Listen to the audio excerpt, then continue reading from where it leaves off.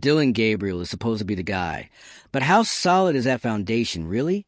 While the team's public narrative centers on supporting Gabriel as a starter, the whispers tell another story.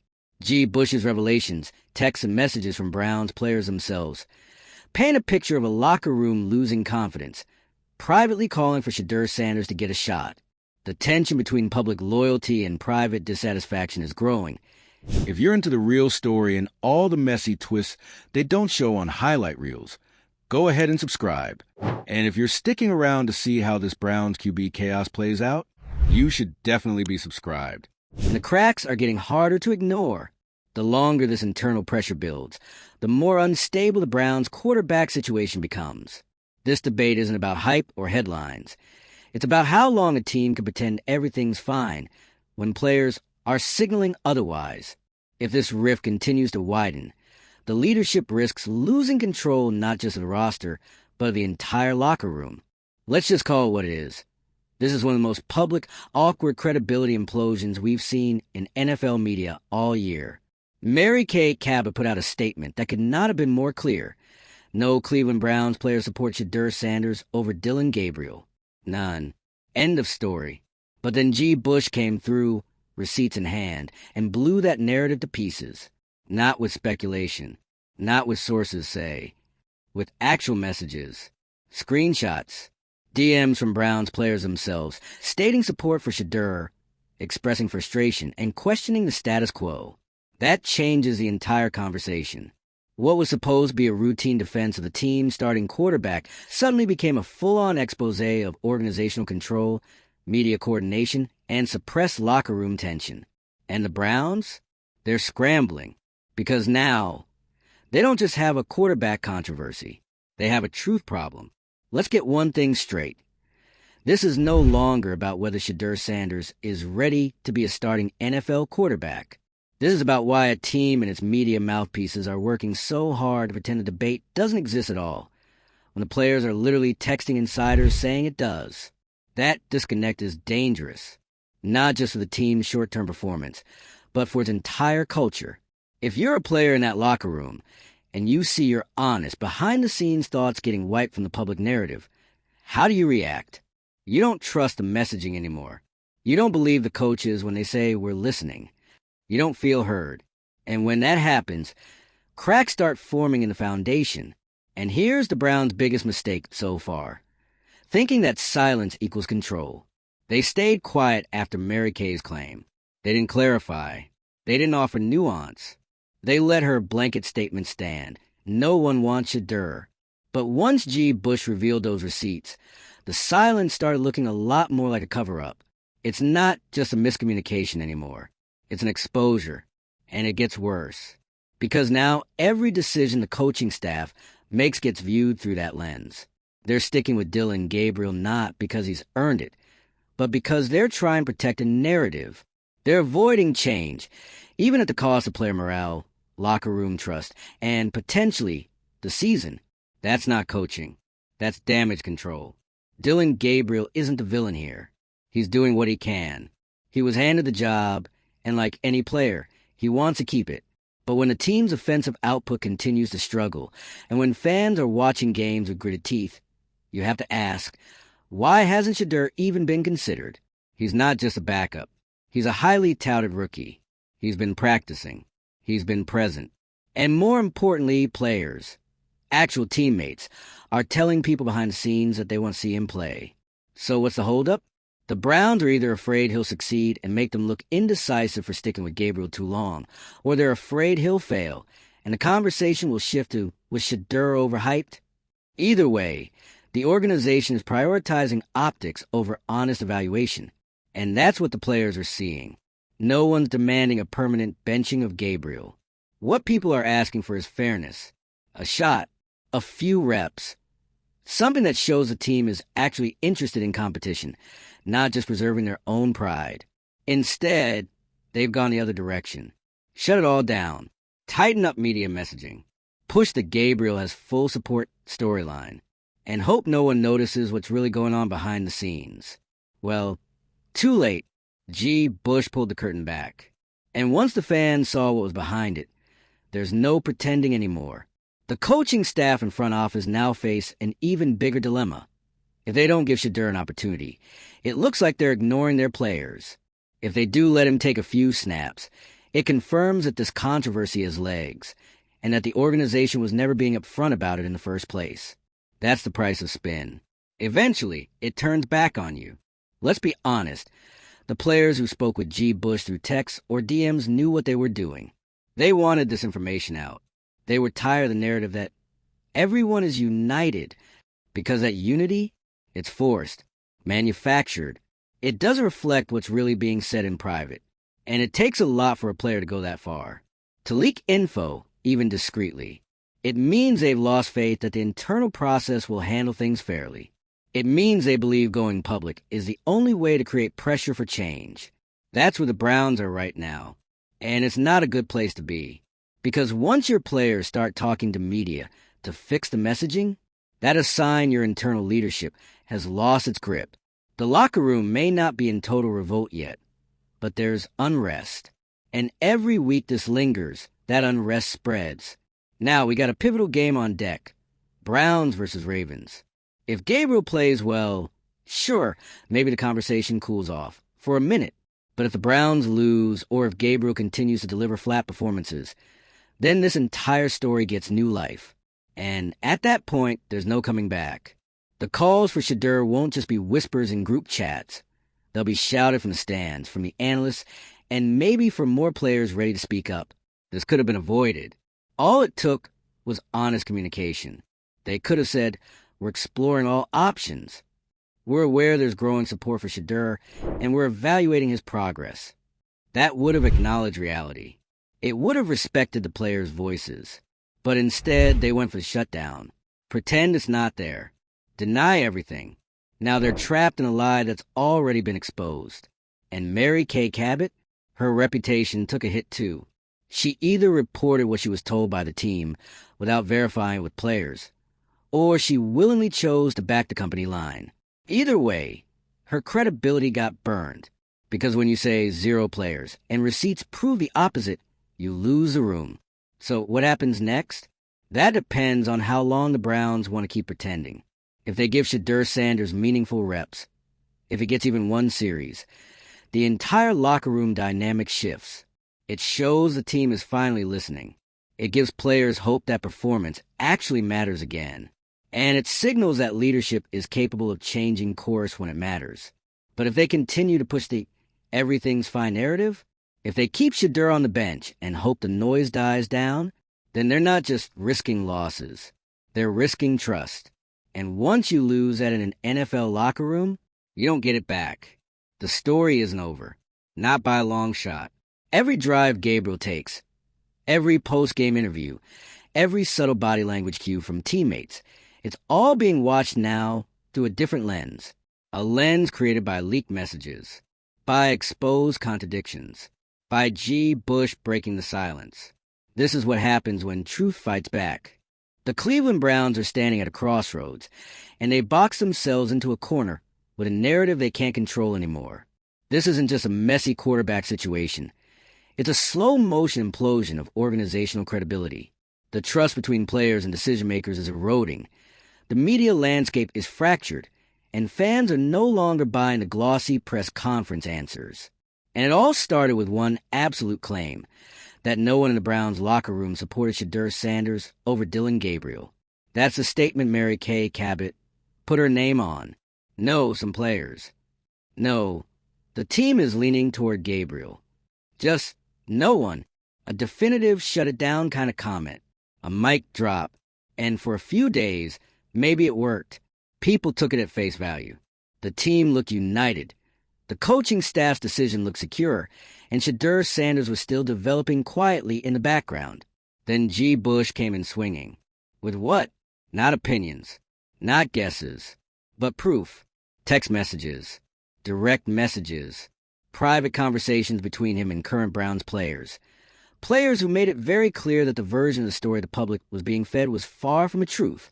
They weren't all in on Gabriel. They were curious about Shedeur. Some of them weren't just supportive. They were actively frustrated he wasn't getting any reps. G. Bush dropped the receipts, and suddenly Mary Kay's airtight narrative looked like a company press release disguised as journalism. That's when things shifted. Because this wasn't just about quarterback performance anymore.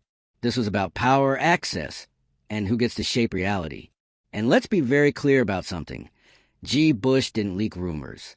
He didn't spin half-truths. He brought documentation. The kind of stuff you don't argue with because it came straight from the source, the players themselves. So the Browns now face a brutal reality. People know the locker room isn't aligned. They know some players are doubting the current QB strategy. And they know the organization tried to bury that doubt to preserve an image of control. This is the NFL. You can't control the narrative forever. Not when players have direct access to the media. Not when trust starts to slip. Not when the product on the field isn't just underwhelming. It's under scrutiny. Because what's fueling this entire fire is performance. The Browns aren't winning. Gabriel isn't lighting it up. The offense looks stale. And while the coaching staff publicly pushes that we believe in Dylan Line, the product keeps saying otherwise. It's not just the fans who notice. The players do too. And when you pair poor on-field performance with off-field suppression of internal concerns, that's when a locker room turns. Slowly at first. Quiet comments in the weight room. Side eyes in the film sessions. That quiet, what are we doing? Energy that spreads like smoke until it becomes fire. The silence from the Browns organization after G. Bush's revelation has been deafening. They haven't issued a correction. They haven't addressed the contradiction. Mary Kay hasn't walked her claim back. No one has acknowledged the obvious, that the "No One Supports Shedeur" headline was at best wrong and at worst deliberate misinformation. And that silence? It's louder than any press conference could ever be, because what it tells players and fans alike is that the Browns aren't interested in truth. They're interested in control, in stability, in avoiding controversy, even if it means gaslighting their own locker room. Let's be real. Shedeur Sanders hasn't played a single NFL down. He may not be ready. He may need more time. But what this whole thing has exposed isn't about whether he's QB1 material today. It's about whether the Browns are even capable of having that conversation honestly. Because when you start lying about how players feel, when you try to erase internal dialogue in the name of a unified front, you lose your grip on the team's identity. And it's not just about this controversy. It's about the ripple effect it creates. If players know their views can be denied in public without consequence, why speak up? If reporters are willing to echo team narratives uncritically, where do players turn to be heard? If leadership insists on silence, even when the team is stumbling, how can they be trusted to course correct? It becomes a trust issue. And the only way to fix a trust issue is through transparency, which the Browns clearly aren't interested in. You don't need to name Shedeur the starter to show players you're listening. You don't even need to guarantee him a full game, but you do need to acknowledge that the conversation is real, that the debate exists, that the team is, in fact, not a monolith of Gabriel loyalty. That honesty, it goes a long way. Instead, the Browns doubled down on a falsehood, and now the cost is rising, because here comes Baltimore. And if the Ravens roll into town and expose the same old flaws, if Gabriel puts up another forgettable stat line, or the offense stutters out of gate again, this whole thing is going to explode. Fans won't just be mad. They'll be done. The team's critics won't just question coaching. They'll question the organization's integrity. Players might not stay silent much longer. One more ugly loss, and you might get more than private DMs. You might get leaks with names attached. On-the-record frustration. Public signs that this locker room isn't just split, it's fraying.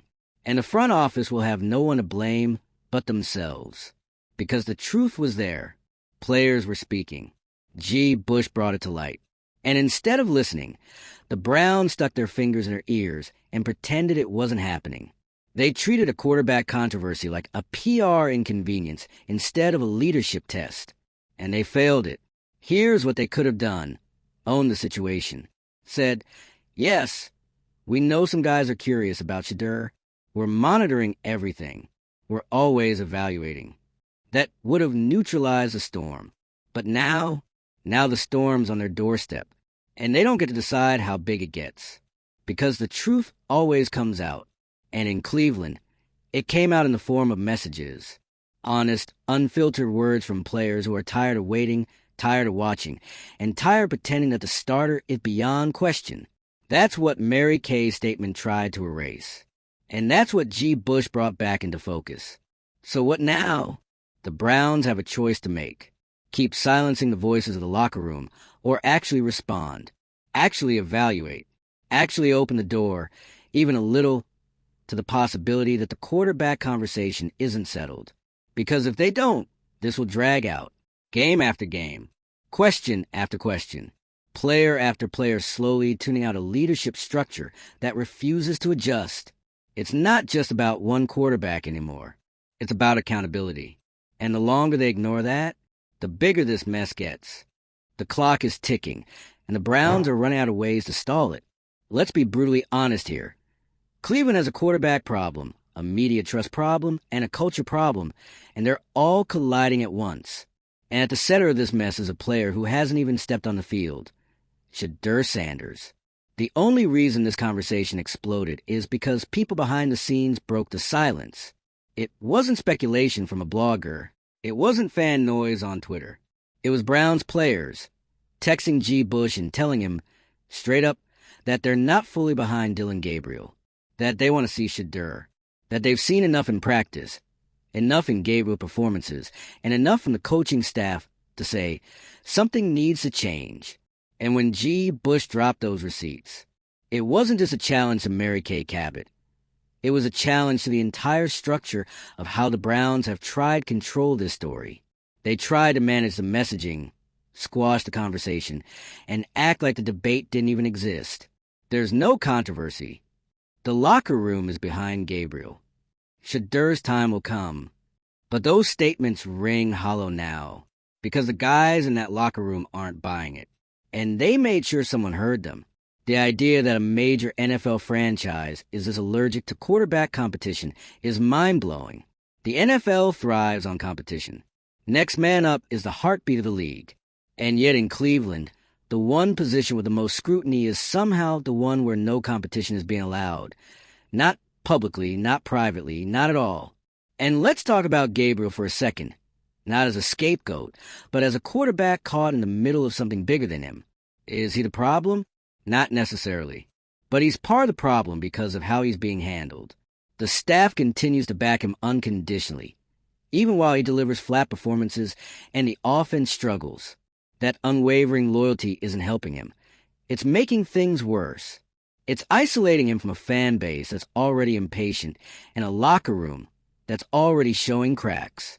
Because every time the Browns say, we have full confidence in Gabriel, the players who want to see Shedeur are being told, indirectly, your opinion doesn't matter. That's the real issue here. The Browns aren't just sticking with a struggling quarterback.